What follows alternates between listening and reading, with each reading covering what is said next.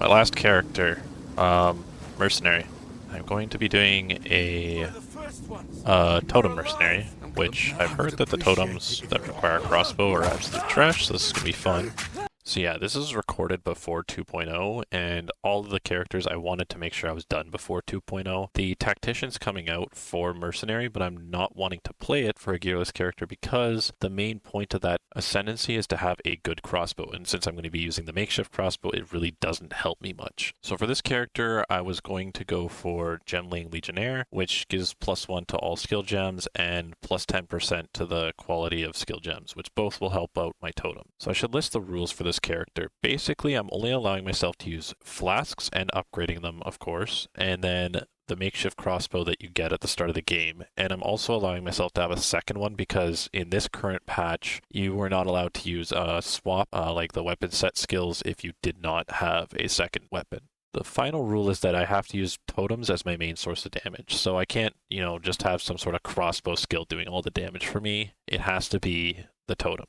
When I was playing this character at the time, there was no way to get a totem skill before level 3 skill gems, so I allowed myself to use some spells and some crossbow skills just to get there faster rather than having to punch everything. I feel like this is fine because really it's only like 5 minutes of content in order to get my skill gem. So going into this, I had never had any experience with totems in PoE1, and I never really learned anything about them, nor did I do any research going into this. So I did not realize that you can scale totems basically with any node that would affect you with the same tags on the skill. So if it says fizz, getting increased fizz on your tree would also increase the damage of the totem. Not knowing this changed my passive tree a ton. I only focused on totem nodes, but I could have probably focused on like attack damage nodes or fire damage nodes or something else on this character and had a completely different tree by the end of Act 3. So I'm not going to make everyone sit here through Acidia and Draven like I normally do because basically this skill was absolutely abysmal without having extra added damage. And I just want to talk a little bit up here about totems. So basically, you want to have your iron ring with added cold, lightning, fire, something on it, and your gloves need to have added damage in order for totems to actually do something. However, I obviously don't have the luxury of having this gear due to being a gearless run. Basically, you're supposed to use this totem as a support skill to blow up jagged ground that you create from your other skills. However, I wanted to use this as my main skill because it's the only totem skill this early on. And they kind of made it obvious with the tree and the overall wording of this skill, which I'll put on the screen now, that it's supposed to be a support skill. So if you take a quick look at the tree from the Mercenary start, it takes till level 12 to get your first point in totem damage, which is kind of insane and really sucks for a totem character. And in fact, you won't even be level 12 by the time you get this because typically you'll have killed Crowbell or have gotten Una's loot before you even get to level 12, but it's still crazy how far into Act 1 you have to get before you start getting totem-specific nodes. So as I'm actually editing this video, I've noticed that they actually nerfed Shockwave Totem in 0.2, and I'm really glad I decided to do this character before 0.2 because the damage was already abysmal enough. Now, the other thing that was a problem with this character was that the totems were literally just the same as Vine Arrow basically, except for they didn't slow and they could die, which was just a huge problem because bosses that could one-shot them meant that my DPS would fall off, and then I'd have to summon totems again, which made it so that I had to use mana, and mana was just basically a source of attrition for these bosses, where if they could manage to get rid of my totems fast enough, then I would just run out of potions and it was done. Draven in particular had a lot of attacks that could one-shot totems if I did not place them perfectly, and it was just a huge problem, and I absolutely hated this. It had definitely been a while since I got the luxury of a 40-minute Draven fight, but eventually I finally beat him and moved on to Lachlan.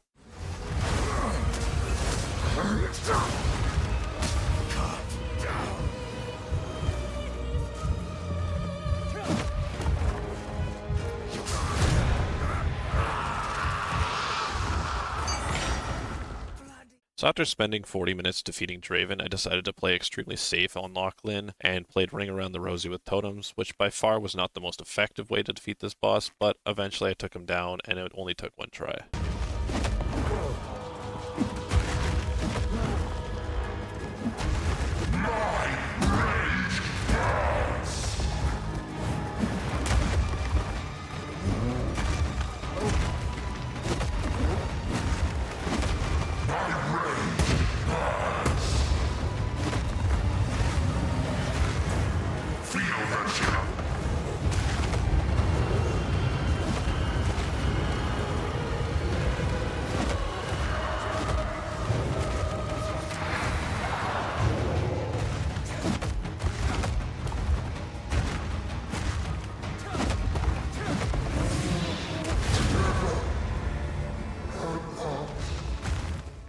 after Lachlan, there's not much to talk about. I just quickly defeated the Crowbell boss in order to get the 2 passive points and got Una's loot, which I did not record, and in order to get 2 more passive points, and moved on to Freythorn to defeat the King of the Mist and get my first Spirit Gem. Now, in order to get a Spirit skill, I had to figure out what the heck actually worked with totems, and I imagine Herald of Ash would have worked with totems, however, I didn't do that much damage, so realistically, the explosions that come from Herald of Ash wouldn't have done anything. So, I ended up needing to get Warbanner, but I did not have the dex at the time because, well, totems didn't really need dex at the time, and I just was not getting any dex nodes. So I had to wait until I got dex in order to get my Warbanner. There was a little bit of a learning curve to using Warbanner on this character because totem kills don't count towards Valor, which meant that the only time I actually really got Warbanner was when I was near a unique monster and got passive stacks during the fight. And so a lot of the time I'd actually forget I even had the skill until after I'd failed the boss fight like 3 or 4 times. And so when you see a lot of the clips, I probably had failed that boss a few times before remembering that I could drop Warbanner to give my totems like 3 or 4 extra attacks of extra damage.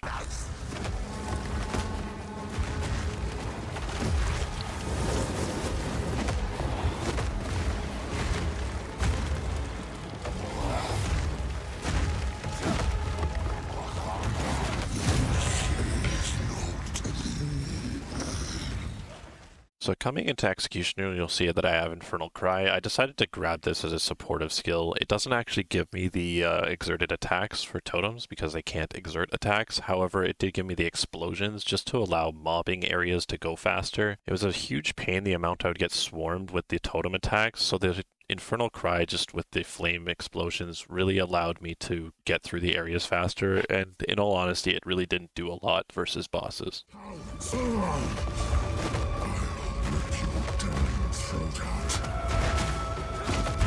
No mana! Guillotine cannot. Idiot!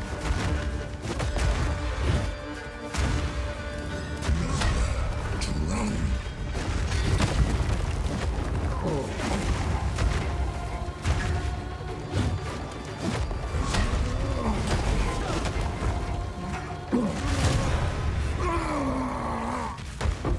Once getting to Ogham Manor, I had to go kill Candlemass for that 20 extra health, which is just massive on a character with no gear, and it took forever as usual, but I defeated him and moved on to Geonor.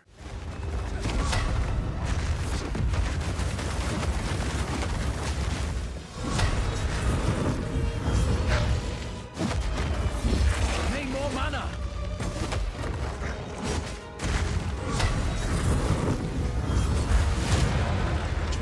I said quick, that was Always did say religion is dangerous. the great Geonor. This boss took me 3 hours plus to defeat, if you count the grinding that I did to get extra damage on my totems. This boss loves to move around, which is very bad for a totem that likes to just do an AoE attack, so I ended up coming up with this tactic where I dragged Geonor over to the wall and just allowing my totems to hit him without him being able to move away from them. But on top of that, I always had to worry about my totems being in a position where Geonor could just one-shot them, because every one of his attacks basically one-shot the totems, because they have no health at this point in the game. Other than that little tidbit there, the entire fight went fine. I mean, obviously it took 3 hours, but the problem was that my characters did such little damage, and my damage could be completely stopped by a single attack happening to take out my 2 totems, and I would have to hope that Geonor would stand still long enough that I could actually get my damage to occur. So that is really what the big problem was. And on top of that, because I did such little damage, I always got the Blood Requiem phase for a very long time, and I had to just perfectly dodge the Requiems because I would always get a minion phase during this Blood Requiem, and it was so bad. On the final attempt of the boss, I noticed that every single time that I was about to stun the boss, he went into a minion phase, which makes him immune to stun, and it's just so funny because I know that I was probably so frustrated, yet I was so quiet in the clips because of the amount of focus I needed in order to not die on the boss. And I can just imagine every single time seeing that stun meter just get to full, but he's in a minion phase, so he can't be stunned anymore. It is so annoying. Desolation.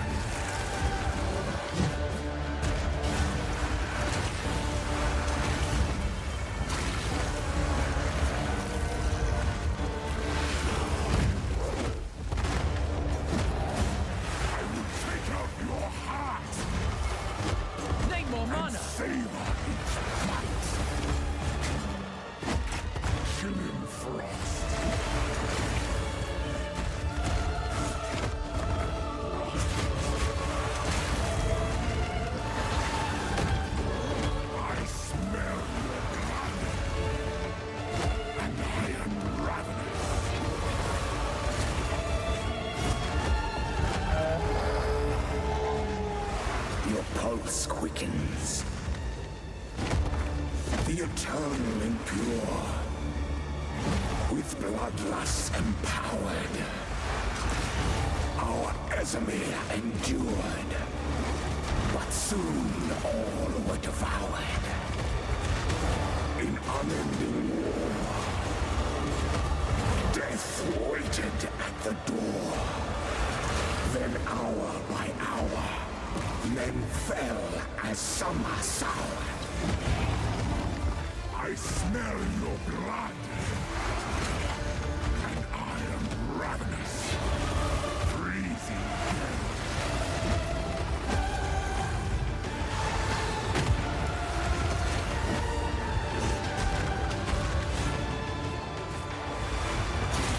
I will take out your heart and favor its but desolation.